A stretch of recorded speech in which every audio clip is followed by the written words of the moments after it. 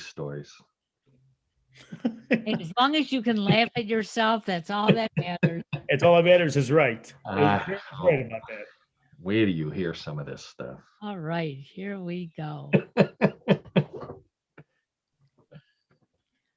This is Karen with newclevelandradio.net, and it is time for another episode of What in the World with Paul Seaburn. I think Yeah, that's me. your name. Is Yeah. that right? That's what it says on the card up here. Yep. Hi, Karen. Welcome to What in the World. Hi, there's John DiNallo down there. Hi, John, or Hi, someone Paul. on Hi, your Karen. screen.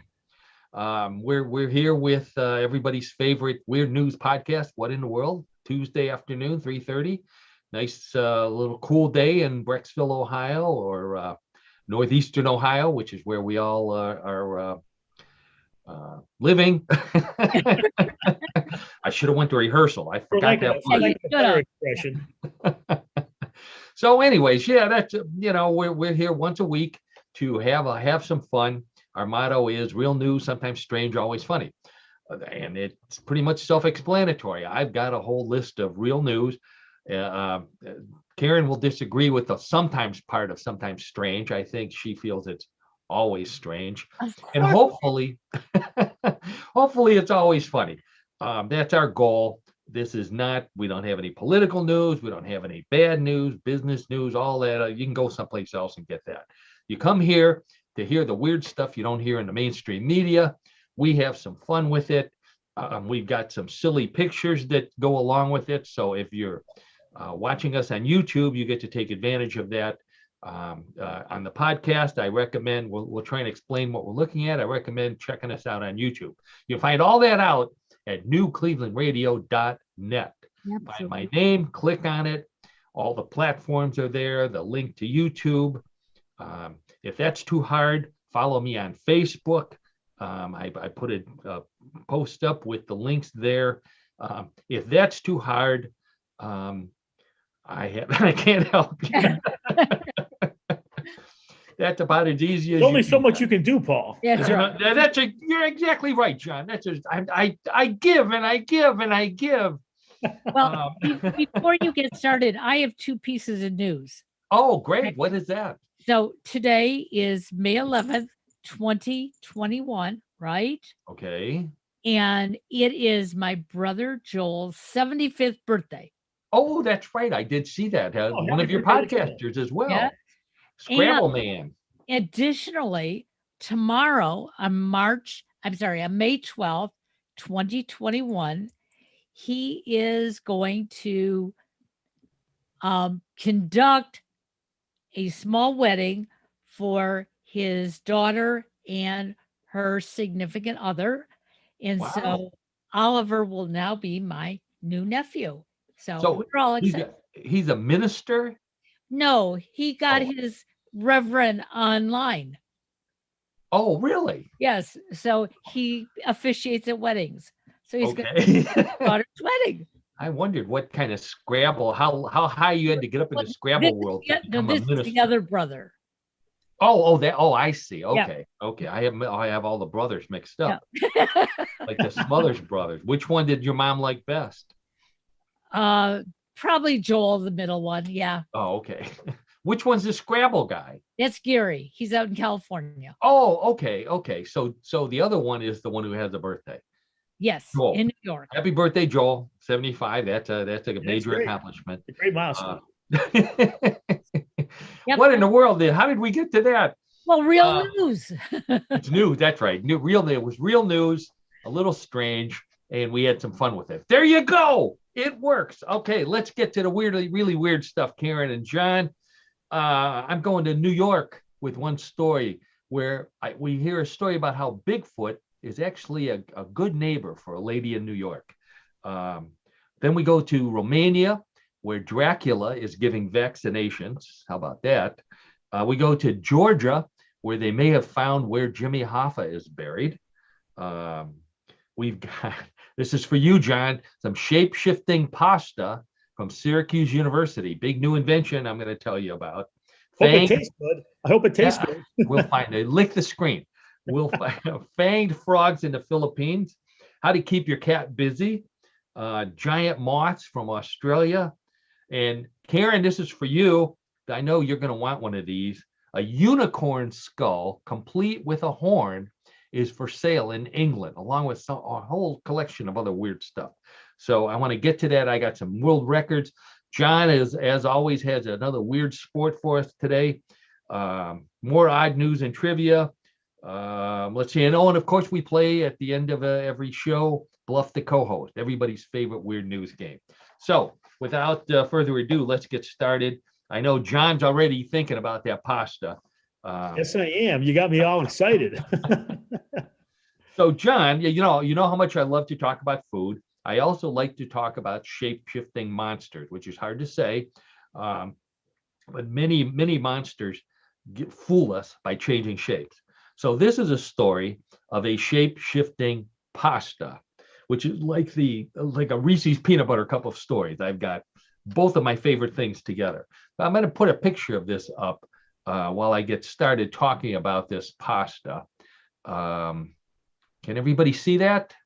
Yeah. Got it. Yes. How does that look? Does that show the PowerPoint as well, Karen? Yeah. I think I might. Yeah, you're showing your desktop. So yeah. I think I did something wrong here. Let me let's see, what do I have to do here? Let's stop that. So talk amongst yourselves here. I don't want to. Oh, I see what I did wrong.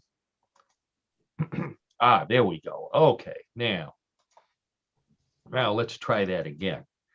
Okay, so now how does that look? Doesn't that look good? That looks really good. So John, that looks like your worst nightmare, doesn't it?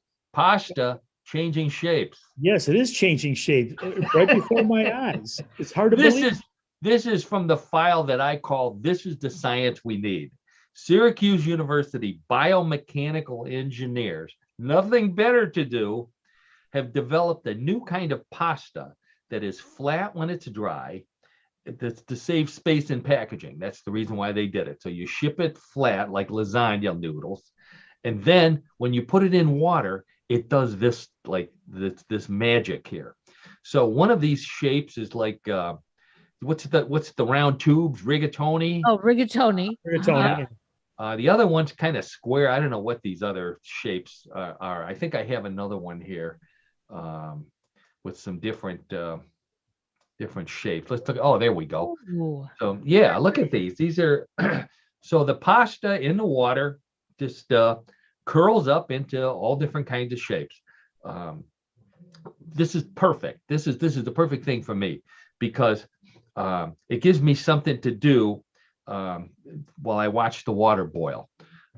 Watching the pasta change shape, and supposedly it changes. It cooks faster with this new technology of pasta shape shifting.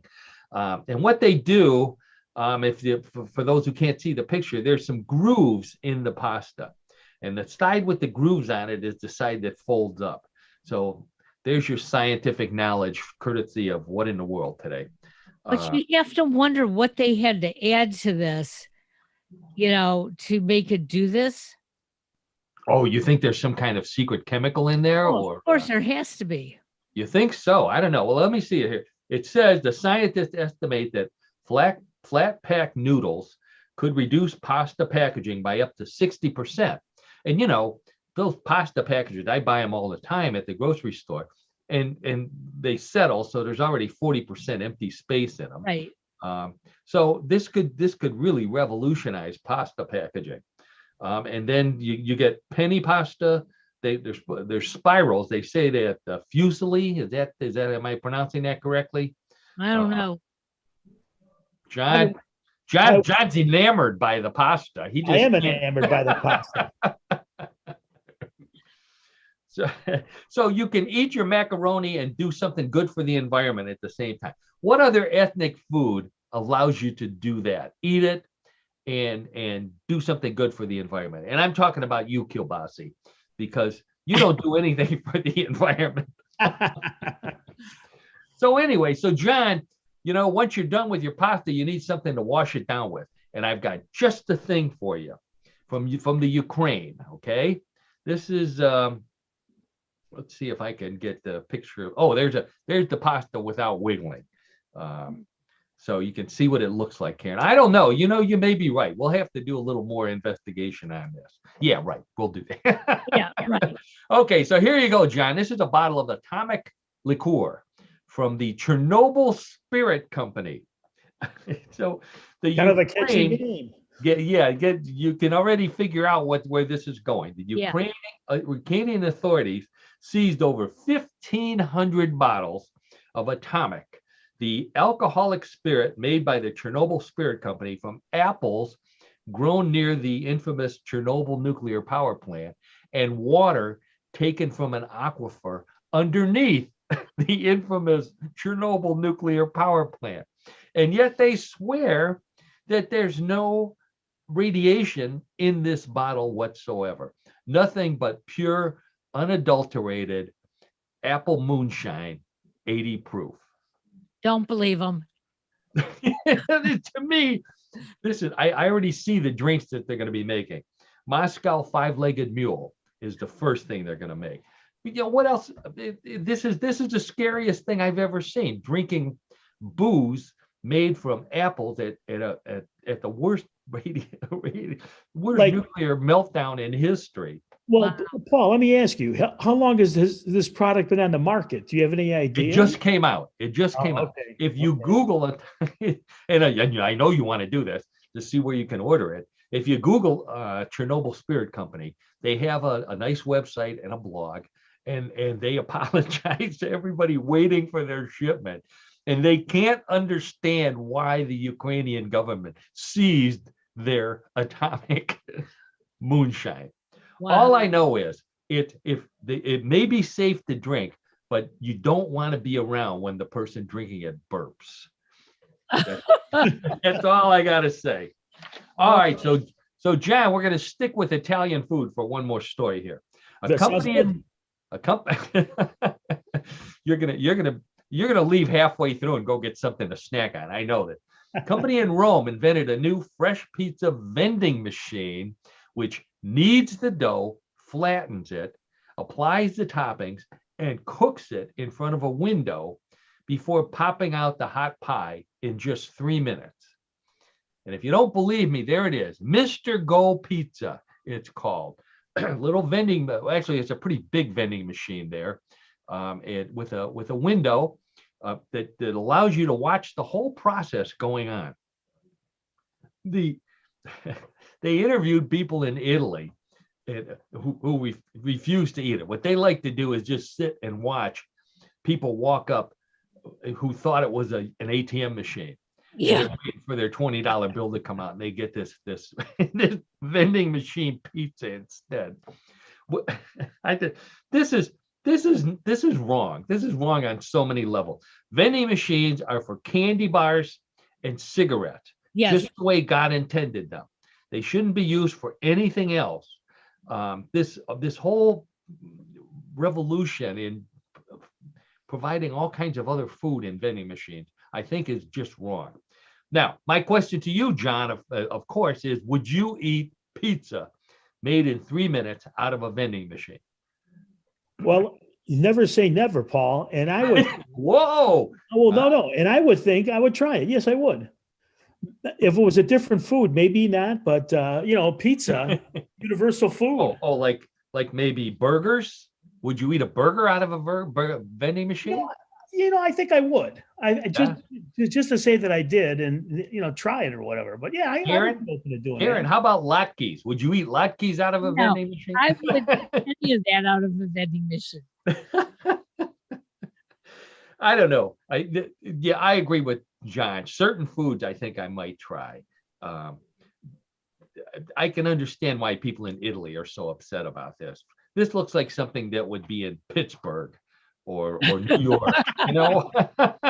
Pizzaburg, as it's called, or California, or in Los Angeles, where they can't stand waiting for any length of time for their food. So, this is a vending machine. This is not the Star Trek replicator.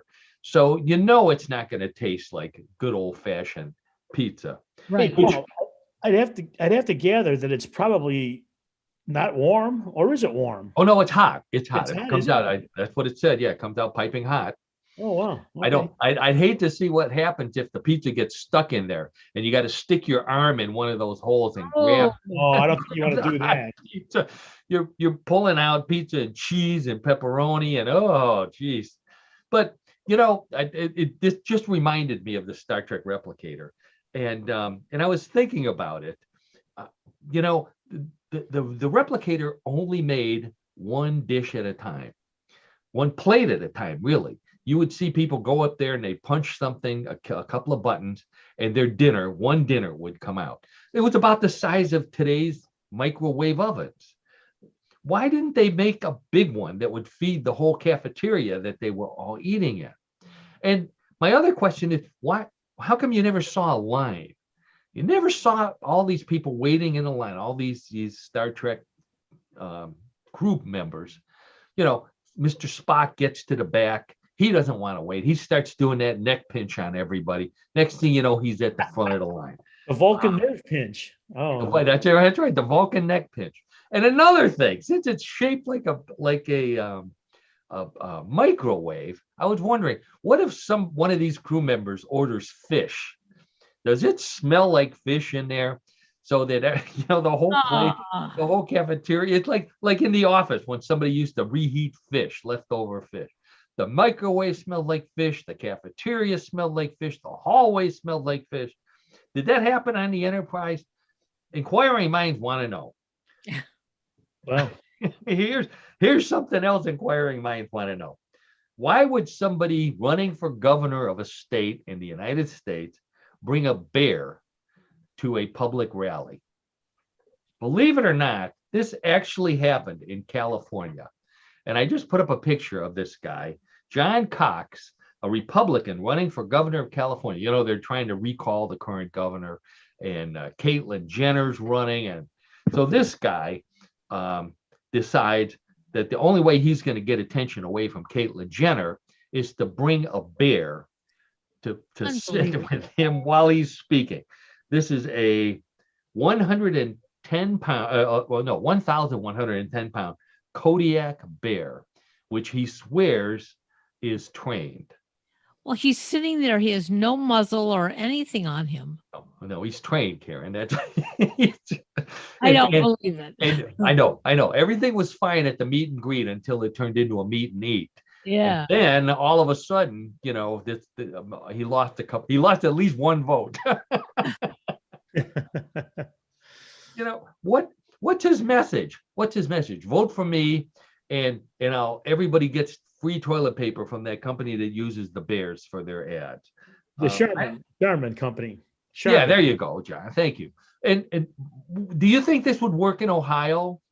If I don't think the bear would work. I wonder if there's an animal that a gubernatorial candidate, and I stress the goober in gubernatorial, would bring. What kind of? I was thinking maybe a buzzard. I was thinking a buzzard too, like the Hinkley buzzard. Right. The Hinkley buzzards are well known in Ohio. They come every year. They're big, ugly birds, but somehow we've fallen in love with them. That's the only animal I could think of. If I were running, I would attempt to find a Bigfoot that would appear with me, because I think that would fit with my image, if nothing else, and maybe get me a few votes. I don't know. Well, and also then would be conclusive proof that there is a Bigfoot, Paul. Oh, there you go. That's right. That would be my platform. Yeah. Right. Guess what else I'm going to tell you? But you won't find out until I get elected. Perfect platform, John. Thank you. You're my campaign manager. All I need to do now is find Bigfoot. There you go. Work on that. My staff, my one-man staff. Speaking of Bigfoot, since you brought it up, no, I brought it up. That's right. So I mentioned at the beginning that I have a story about Bigfoot in New York. And guess what, John? Photos. Get ready. Photos. So this is the story of Jane Vespi, is her name. She lives in Highland, in Ulster County, New York, which is in the Hudson Valley. Now, Karen, you may remember, I've done a number of stories on Bigfoot in the Hudson Valley. Well-known hotspot for Bigfoot. very nice wooded area. There's a river running through it. I'm guessing the Hudson River. Yeah. Yeah. So here's what Jane saw when she looked out the window one night, and I'm going to quote her. She says, "I saw the eyes. It stood about 10 to 11 feet tall, and my heart was racing. These eyes were really red, and I looked out my window and I saw it. It was scary because it was standing on my lawn, and I knew it was out there." Okay, so what did she see? She saw. Oh, she's seen this Bigfoot at least 4 times since January. But she was smart enough to carry her cell phone. So after the first time she saw this, she had her cell phone ready.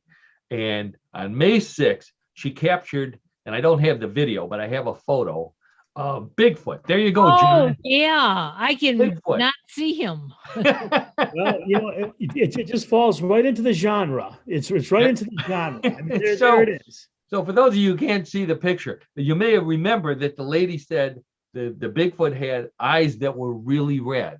And what she got a video, a very short video, was 2 glowing red dots in the darkness. And if I could show the video, you would see those dots floating around. They stayed together, so it wasn't like the Bigfoot was cross-eyed or anything. I have a problem though. Okay. No. Well, just one? Yeah. So there's these red dots, and there's like in the middle of the screen. Yes. Okay. And you would think if she took a photo in the middle of the night, Yes. and we know that Bigfoot typically comes out fuzzy. Why don't we see the rest of the things around Bigfoot? She didn't have her lights on. I don't know. That's a good question, Karen. Wait, I'm going to give you her address. Okay, you do that. So she also found footprints. We're going to take a look at the footprints here. So first she saw the lights, and then it became interesting. She says she frequently hears strange loud noises at night, and that she has seen the creature carrying garbage cans across her lawn, also damaged her shed, and bangs on her house. Okay, my favorite part is Bigfoot is carrying her garbage cans out to the lawn for her. So he obviously feels bad about scaring her. So he knows when it's garbage day because everybody else has garbage cans out. And we know Bigfoot doesn't eat garbage because Bigfoot eats apples and donuts, I think. We have a story about Bigfoot eating donuts, but mostly apple. So he's taking her garbage out for her. What a nice neighbor that is. And he damaged her shed. I don't know. Maybe he needed a shovel, and he couldn't get the door open. And he bangs on the house, I think, to let her know that he's taking her garbage cans out. Maybe she'll give him a donut or some apples.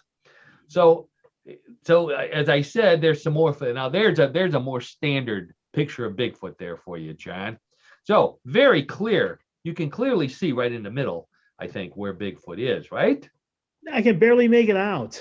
There's something in the between the blurry leaves. Something blurry. There is something in there, but it's not. Again, it's never definitive. It's never clear.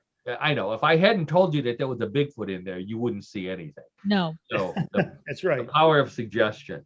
That's right. That's right, Paul. However, much clearer here is a footprint of Bigfoot next to her own footprint. So that Bigfoot footprint looks about twice as big. Now, I know you're going to tell me, I don't need to hear it, that you can't see the toes. I don't know if Bigfoot was wearing a boot. Of course, you can't see the heel either. It could be one of those Bigfoot that don't have toes, which would make them lactose intolerant. I know. Sorry about that, Karen. So anyways, based on those 3 photos, the eyes, the Bigfoot in the trees, and the footprint, does that make you believe in Bigfoot more or less than you did when we first started? John? Yes. I'm going to say. I know Karen's answer. Well, I'm going to say less. Less? I'm going to say less. Yeah. I mean, there's nothing concrete about any of this. Bigfoot doesn't step on concrete, John. Oh yeah, Bigfoot only walks in the dirt. I understand, Paul. But He even, doesn't have shoes. You know, he's not going to step on the hot concrete, burn his feet, or you might step on a nail.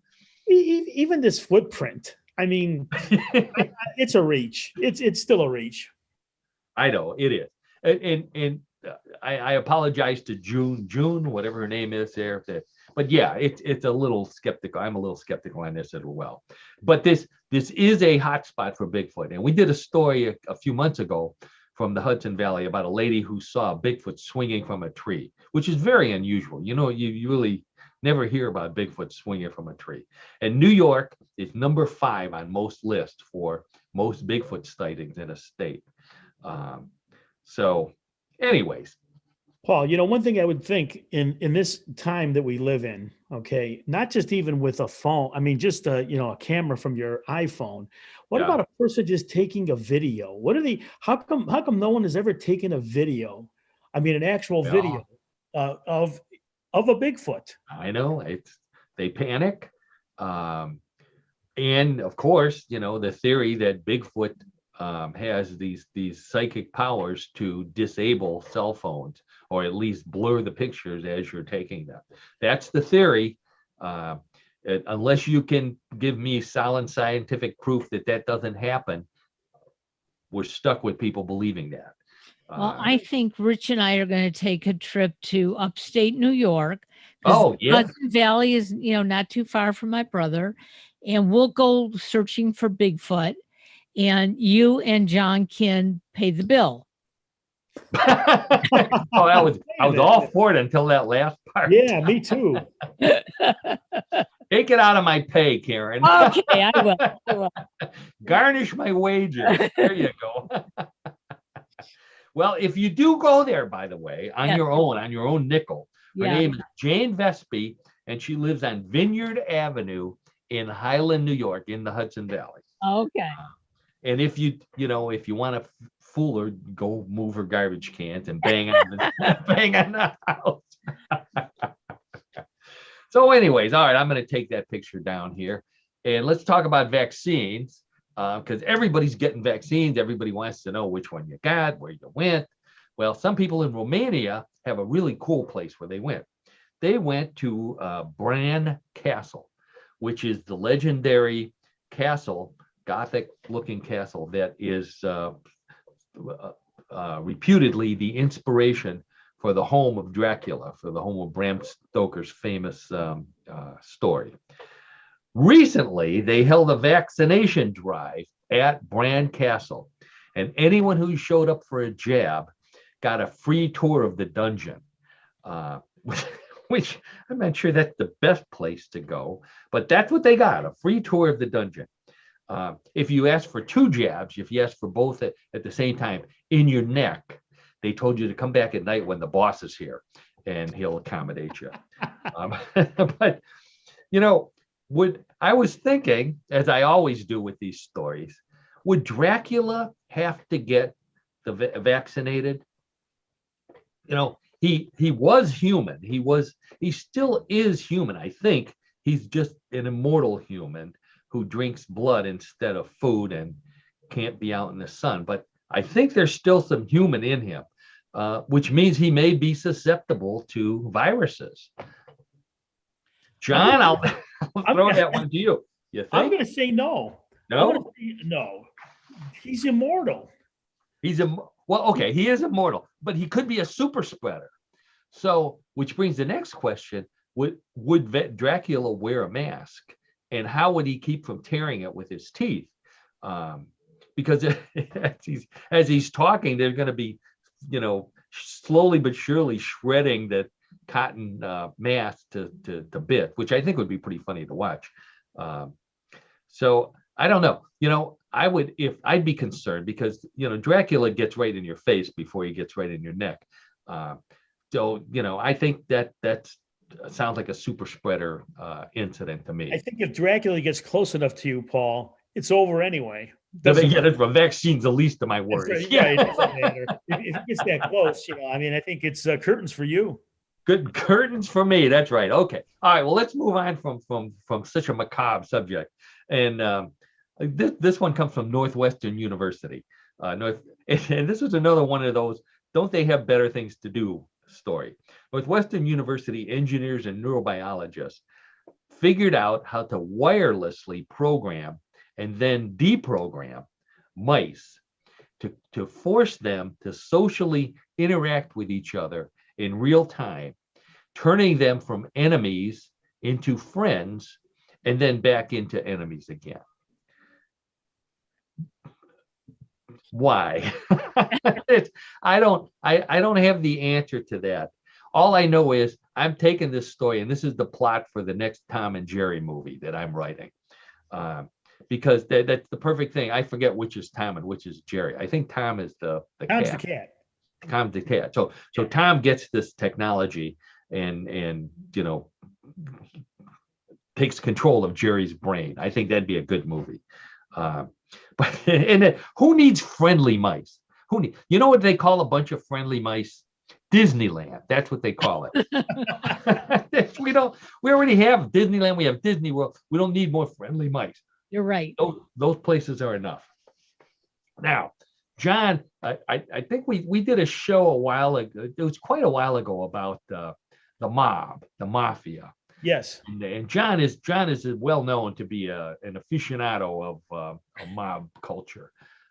Not a participant, but I'm not a participant. I'm gonna have to. I'm gonna take the fifth on that. Yeah, we'll make sure that if any mobsters are listening, John is a student. That's right. So, anyways, so there's this guy, this lawyer, criminal defense lawyer, Reginald Haupt Jr. Friends call him Bubba. Now, I don't know too many lawyers named Bubba, so I like this story already.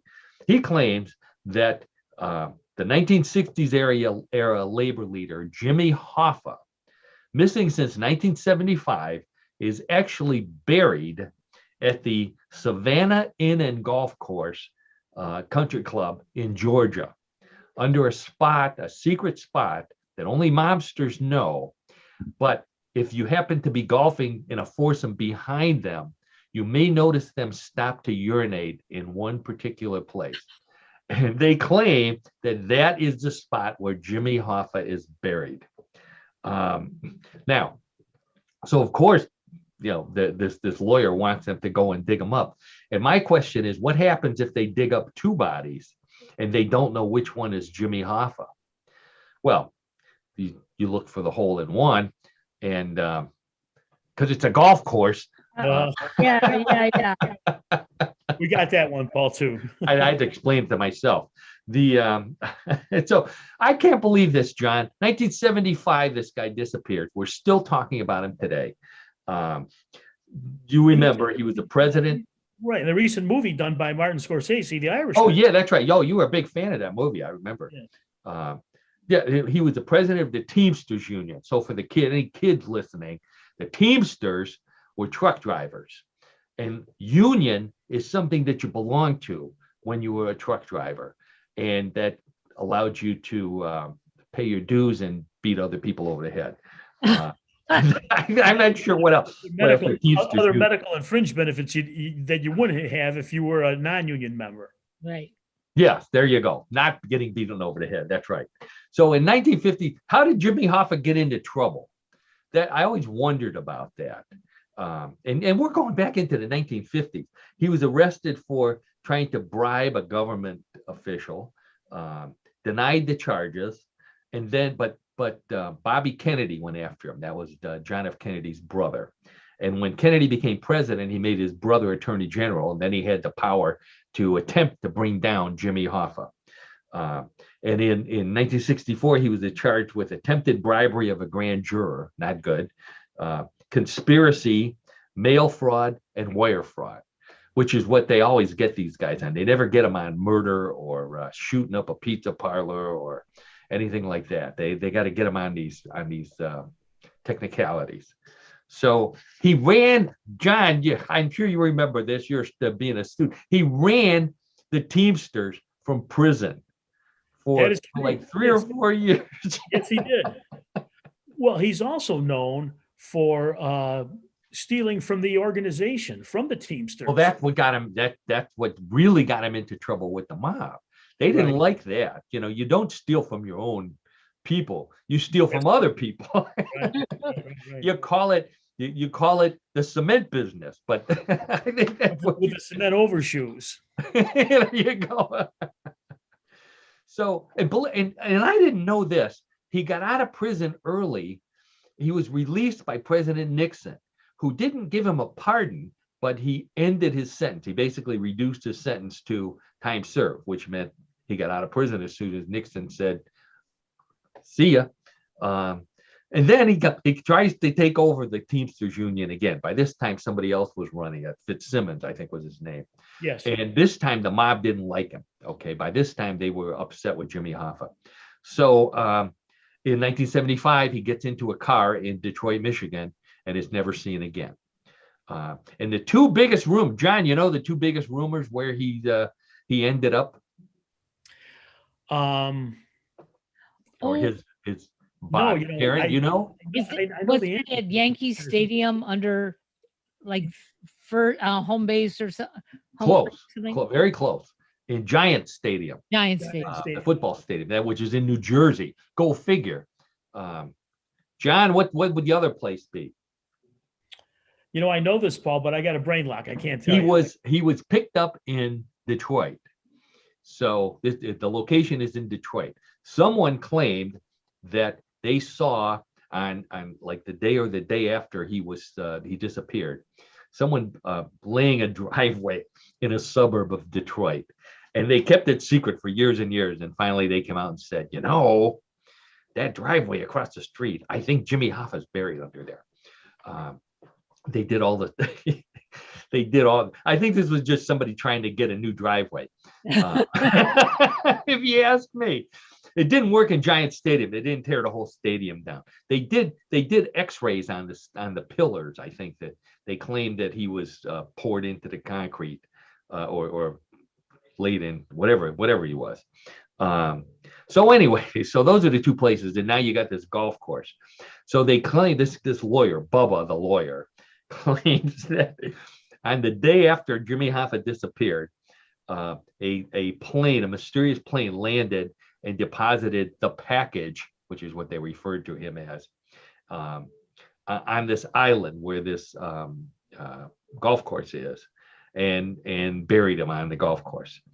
And he said nobody goes digging in a golf course. You just don't. You know, once you got the greens and the roughs and all that, you just leave it as is. So he had a conversation with a mobster, Lou the Tailor Rosanova. they all have nicknames. Yes, the Tailor, Lou the Tailor, a member of the Chicago mob, who verified to him that that's where Hoffa was buried. So I don't know. What do you think, John? Do you think there's a possibility that it's a possibility? Sure. I mean, it's really amazing that no one knows, you know, how he disappeared. He disappeared. Right. You know, there's various theories, of course, as to how he was abducted or whatever. But is there a possibility Jimmy is still alive? I know. I did. Well, he would be. Let's see. That was 50 years ago. And I don't remember. He'd be like 90 or 100. I kind of doubt that he's still alive. But you know, it's certainly possible that he survived. Okay, so now Karen, I got a story for you here. This is what you're going to get for Mother's Day next, or from your husband for your birthday. This museum in England, the Victor Wynne Museum of Curiosities, Fine Art, and Unnatural History, has been had to shut down because of the pandemic, and business was so bad he had to sell some of his stuff. So what does he have for sale? He has a unicorn skull, a bone from a dodo bird, a stuffed bat with two heads, a stuffed winged kitten, the world's largest bean pod, and my favorite, a pair of Victorian knickers once worn by the actual Queen Victoria herself. Now, I know you're anxious to see a catalog of the items. So I pressed the wrong button here. Let's see, share. Oh, there it is. There he is. He disappeared. Oh, okay, so here's your cat with wings, and Mr. Victor Wynn, the proprietor of the fine establishment. So he's got to sell off his stuff. He's been collecting this stuff all of his life. In addition to the cat with wings and the unicorn, he has, I love this, extinct bird feathers, the skeleton of a giant anteater, shrunken heads, pickled prostitutes. I don't know. What? I don't know if I even want to know about that. Celebrity fecal matter. Yeah. And Gross. here's one for rock and roll fans. Condoms used by the Rolling Stones. Oh, Oh my God. He said there's no market for that stuff. So he's he's selling his winged cat. Let's see if I have another picture. Oh, there's your unicorn, Karen, sitting on a bar of how appropriate. The skull of a unicorn Yeah. with that famous unicorn horn. It looks like a tree branch. yeah. It looks like a tree No, branch. it doesn't, John. Yeah, It looks it like a does. unicorn horn. It's a tree branch. Thank you, John. Oh. Wait a minute. How about this one? He also has an entire unicorn skeleton. Now tear that one apart, John. That looks like a unicorn skeleton to me. It could be made out of Legos. Who knows? Yep, you got it. Legos.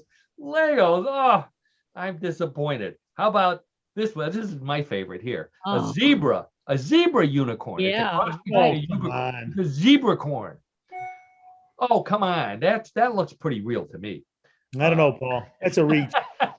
That's a reach too.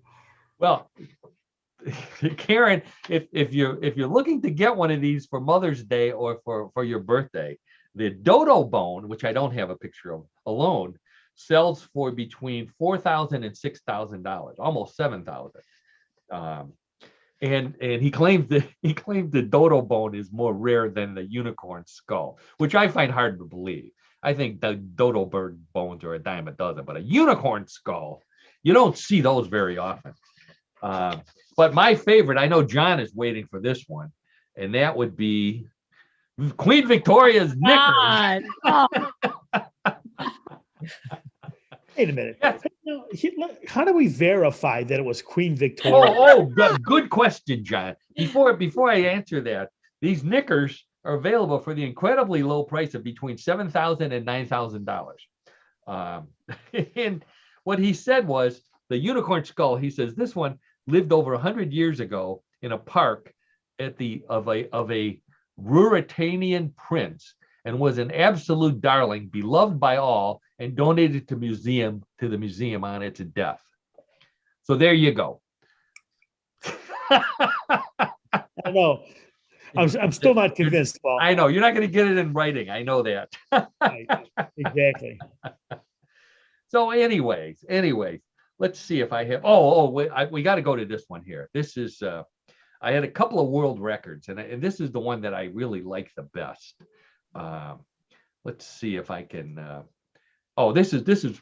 So these yokels over here. These two guys broke the world record for shooting a marshmallow in a slingshot and catching it in the mouth of the other person. oh. 225 feet, 10 inches. The huge slingshot. It had to be held by 3 people. The hardest part, they said, was silencing that voice in their head that kept saying, I don't care if it is a marshmallow, you're going to put your eye out with that thing. I wish I could use, I tried to find a gift that showed it. It's really pretty funny. Paul, do you think a federation could be formed to like form Oh. Marshmallow flinging. Sure. You know, we that's one we could participate in. We could at least pull the slingshot. Yeah. True. Then there's this guy in North Carolina. He broke the world record for most push-ups in an hour. 3,050 push-ups in 1 hour. And if that wasn't enough, John, I know your arms are already aching just thinking about that. He tried to go for the 12-hour record, which was 19,365.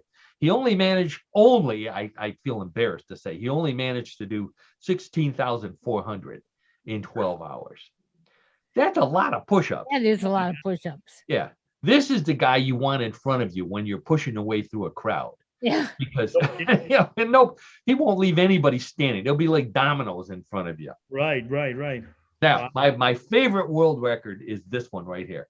And I'll tell you what the world record is before I show you her picture. A woman in Connecticut claims she has the world's largest mouth, 4 inches wide. And to demonstrate it on TikTok, she shoved an entire large order of McDonald's fries into it. Oh, geez. There she is. Oh my gosh. For those who can't see it, you're lucky. Yes, you are very lucky. Woman with an entire large order of French fries in her mouth. I hope they were cool. This is why guys never believe any woman who says, I'm not hungry, I'll just have some of yours. Because one of them at least can do this. Now, I know you're wondering, what does she look like without the fries? And luckily, I happen to have a picture of her without the fries. Oh my gosh. Oh. So there she is smiling. She almost looks like the Joker without makeup from Batman. And then that huge mouth, I think, is just something to believe. She's got a mouth like Joey Brown. Right. Joey Brown, boy, there's an old reference. Thank you, Karen. Joey Brown, the comedian. Yep. I think probably a vaudevillian comedian with a very large mouth. And there she is shoving, that could be a punchki. So to give you some frame of reference, shoving an entire punchki in her mouth. Yeah, something about donuts. Did you see the little inscription? Yeah, just say that. Yep. Yeah. There you go. All right. So this is as John mentioned, these look like they might be interesting sports, which is a nice lead in to John's segment, What in the World of Sports, with John DiNallo. And John, as always, now sometimes I ask him to find a sport that we can participate in. This particular one, although we are physically able, we do not have the physical makeup to be participants in this particular sport. So John, why don't you explain what I'm trying to not say and tell us about your sport for the week? That's a great lead-in, Paul. That's a great lead-in. So for you and Karen and for everyone listening, so it's the Pillow Fight League. Pillow Fight League. Pillow Fight League. Okay. Never thought that would. You could do that, Karen, right? Yeah. So it's a real league with real women who love this funky mishmash of sports. It's really a combination of boxing, mixed martial arts, and pillow fighting. Ooh, sounds interesting. The league was founded by PFL Commissioner Stacy P. Chase and honorary PFL Commissioner Craig Daniels in February of 2004. 2004. Okay, been around for a while. Yes. Now, the formal league was launched at a Canadian goth bar, go figure, and it's called the Vatican, and it's spelled Vatikan. Oh, do not get the Pope upset about it. Events were hosted in both Montreal, Quebec, and New York City, but the primary seat of the league remained in Toronto, Ontario, Canada. Okay, all right. So these contests within the league featured either 2 or 3 girls, the latter referred to as a damage à trois, and a codified set of rules. Fighters frequently incurred cuts, scrapes, and bruises. There were also more serious injuries, including concussions, black eyes, lost teeth, split lips, torn muscles, and bruised kidneys. With pillows. We're talking about pillows here, John. Wait. It gets better. Is this like big time wrestling? Did they have something shoved down their tights that they pulled out like a brass knuckles? Or I'm glad you asked. So the women trained in an old coffin factory in Toronto. Oh God!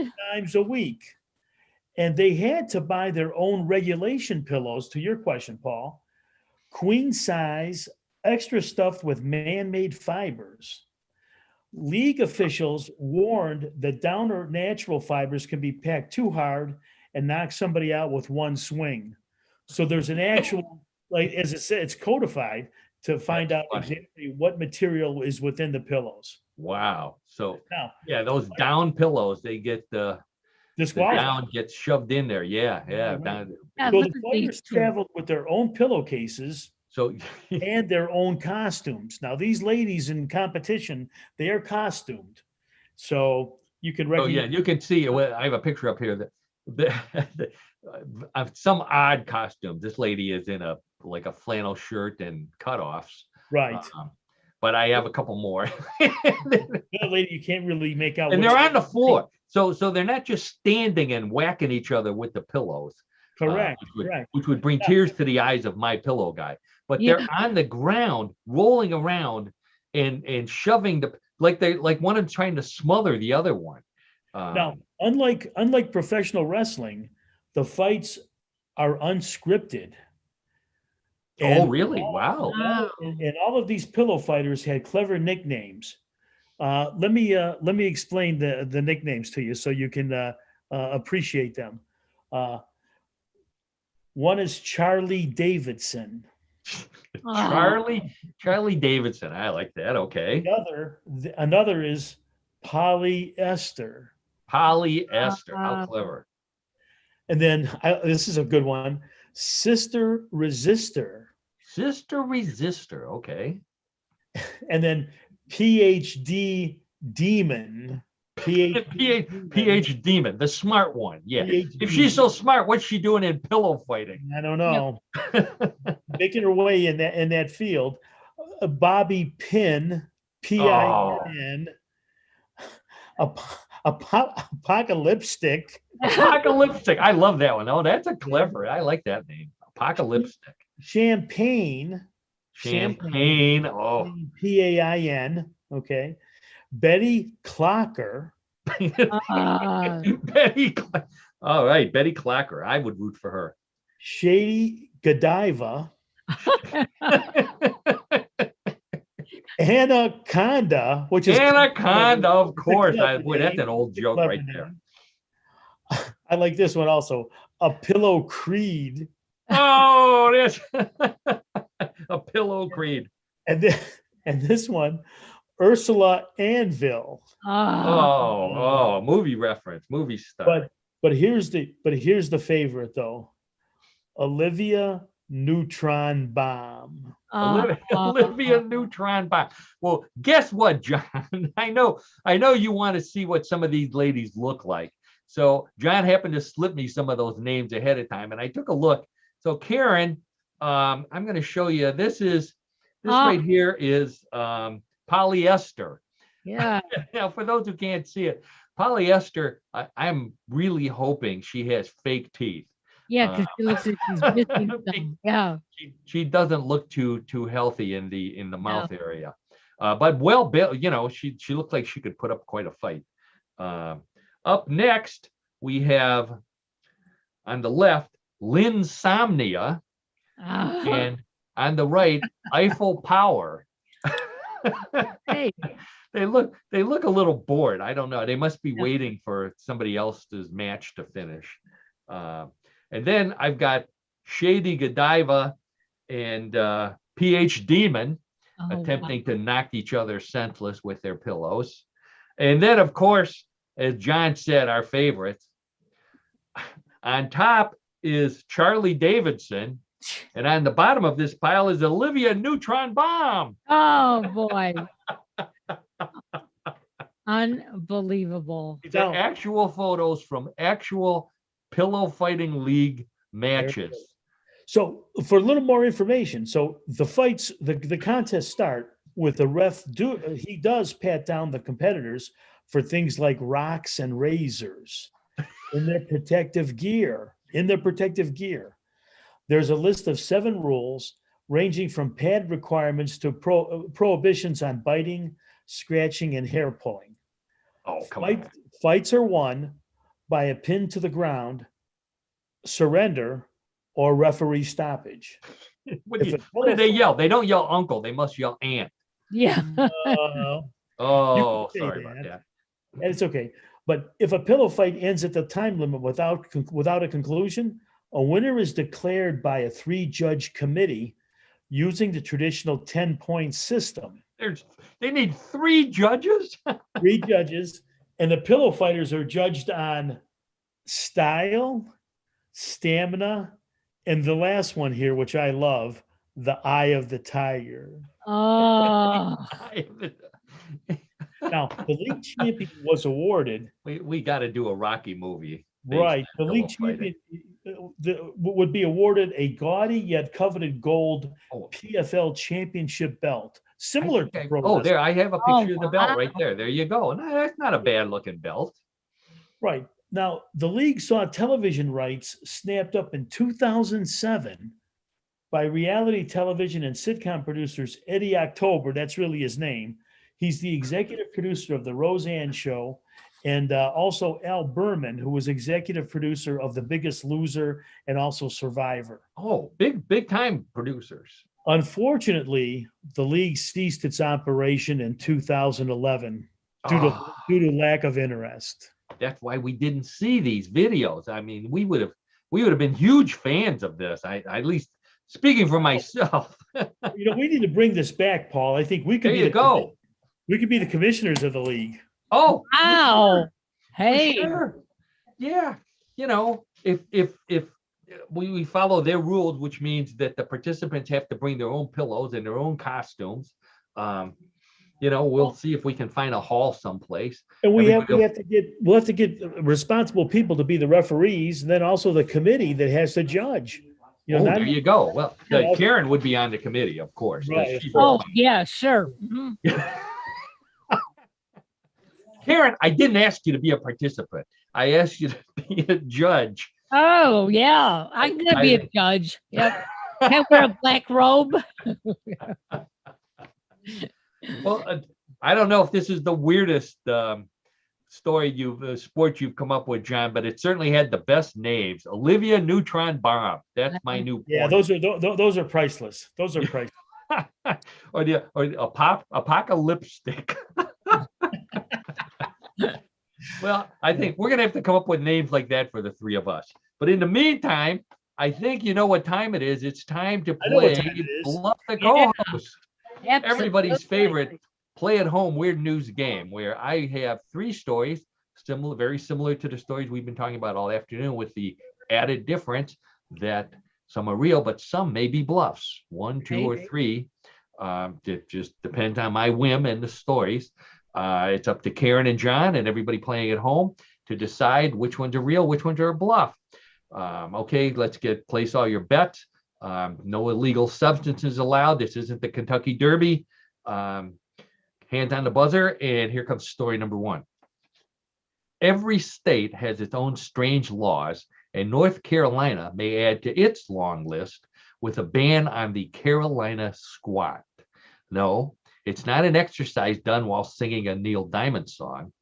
The Carolina squat is a modification to pickup trucks where a mechanic installs a lift kit under the front end, but not under the back, making the front end 6 inches higher, so the truck looks like it's squatting and doing what squatting people do. The modification originated in a North Carolina body shop and spread quickly, hence the name Carolina squat. The ban has nothing to do with how it looks, but when your truck is doing the Carolina squat, the driver can't see squat, hence it's dangerous. If the law is passed, look for Delaware to ban the Delaware dog, where the lift is just under one fender. So North Carolina wants to ban the Carolina squat, a modification to make pickup trucks look like they're squatting. Real or bluff? Karen, I'll start with you. Why would anybody want to do this? Well, you've seen those cars that bounce up and down. So that's why I'm going to say it's true, because it's so weird. People will do just about anything to their vehicle, no matter how dangerous they might be. Yep. How does this stuff stay in the truck bed was my question. I wonder if it is real. I don't know. John, how about you? What do you think? I agree with Karen. I'm going to say it's real because it's for safety purposes. Obviously, if these people driving these trucks can't see, I mean that's a safety hazard. So I'm going to say it's real. As the lovely Donna always likes to point out, it never stops people in Cleveland from not cleaning the snow off their rear windshield. Oh, that's a good one. That's a very good one. Yes. She's So right. you both say that the ban on the Carolina squat is a real news story, and you're right. It is a real Great. news story. Okay, How about very that? good. The We're off to a Carolina good squat. start. Very Yep. good. Very good, Karen. All Very right. good. Okay. So 1-1. Boy, tight race here. Let's get right to story number 2. Texans love their cows, but one rancher in Fort Worth got in trouble for the part he loves the most. This rancher was arrested while trying to board a plane at DFW Airport when drug-sniffing dogs sniffed something strange in his carry-on bag. Turns out the bag had no drugs, just a dozen hamburger-sized cow patties. The rancher told TSA officials he's the world's only vegan cattle rancher, and get ready, the patties were his meal on the plane. He gave the TSA agents a list of all the health benefits to eating cow patties and offered to eat one in front of them and share the rest. But the TSA officials weren't interested, although one of the dogs did try to take a bite. The vegan rancher was allowed to board the plane, but the bag stayed at the airport, where it is probably still riding around on the luggage carousel.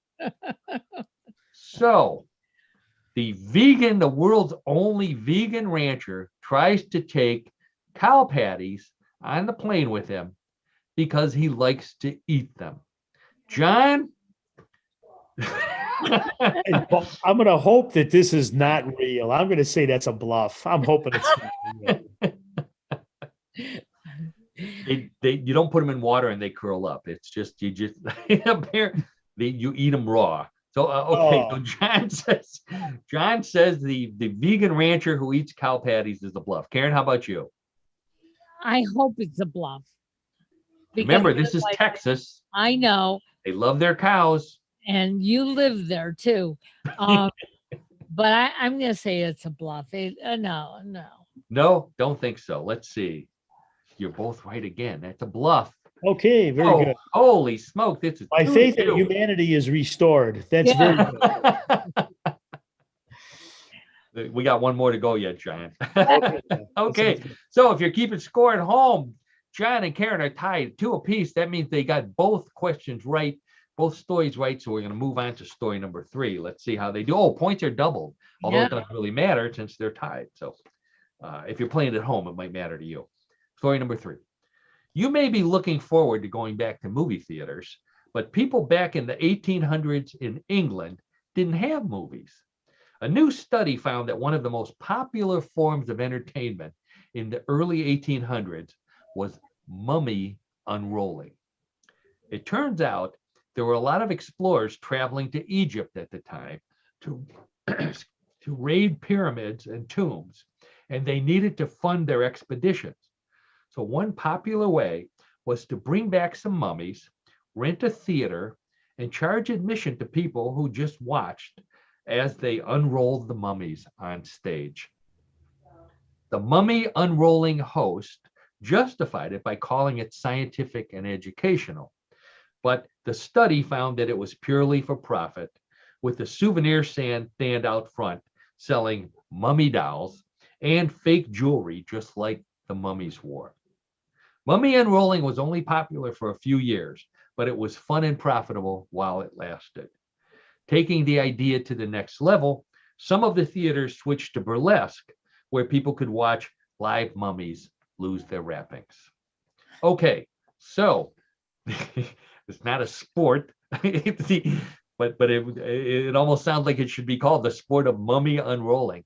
They didn't do it for speed, they did it for entertainment in the 1800s. What do you say, Karen? Is that a real study or a bluff? I'm going to say it's a bluff, because then what do you do once you unroll it? You got to do something with it. No, it's a bluff. It's a bluff. Karen says it's a bluff. You know, those English people, they do some strange things. John, they don't eat cow patties. I know that. All right, John, what do you think? You know, Paul, mummy unrolling. No, Paul and Karen, I'm going to say it's true, because I can see, like, to Paul's point about all the people traveling, or a lot of people traveling to Egypt to discover things there in that time frame, and then bring it back. Yeah, I'm going to say it's true. Well, I appreciate you saying that I actually had a point, John. So John says mummy unrolling was a real thing. Karen says it's a bluff. Let's see. Guess what, John? You're the winner for the week. That's a real story. Yay! All right. Very Hard good. to believe. Hard to Yeah. believe they actually did that. It turns out Charles Dickens, of all people, was a big fan of mummy unrolling and bankrolled some of the shows. Yeah. Wow. Using his profits from Christmas Carol. Unbelievable. Well, you know, you learn something new every day, and you learned it here on What in the World. You learned here on What in the World. Somehow you occasionally get your faith in humanity back, as John pointed out. Absolutely.